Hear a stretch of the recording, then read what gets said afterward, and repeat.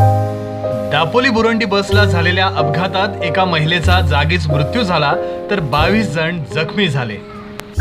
या अपघातात जखमी झालेल्यांना तातडीनं उपजिल्हा रुग्णालयात दाखल करण्यात आलं। जखमींची विचारपूस करण्यासाठी अनेक मान्यवर मंडळी रुग्णालयात तळ ठोकून होती। या जखमींच्या मदतीला पुन्हा एकदा बशीर हजवानी फाउंडेशनचे कार्यकर्ते धावून आले।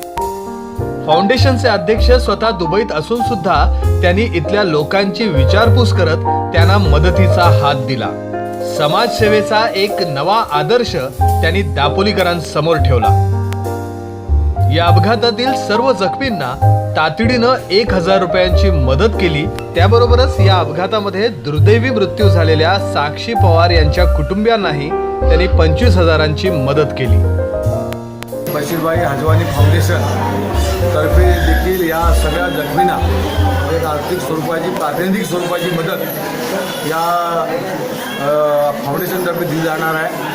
आणि याचे जे बशीर हजवानी फाउंडेशनचे दापोलीचे संचालक आहेत अमीनभाई रखांगे हे प्रसिद्ध उद्योजक आहेत आणि या हजवानी फाउंडेशनचं काम दापोलीचं ते पाहत आहेत आणि त्यांच्यामार्फत या फाउंडेशनमार्फत या सर्व जखमींना एक प्रातिनिधिक स्वरूपाची आपण मदत करतो आहोत।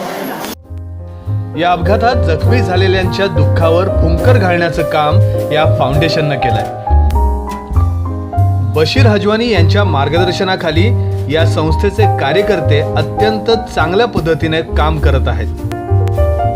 जखमींना अधिक उपचारासाठी काही मदत हवी असल्यास तीही करण्याची तयारी फाउंडेशननं दर्शवली आहे। त्याशिवाय जर चांगले एक्सरे करायचे असतील किंवा सिटी स्कॅन करायचा असेल तर तो देखील या फाउंडेशनतर्फे केला जाणार आहे आणि ही मदत ही तात्कालिक प्रातिनिधिक स्वरूपाची आहे।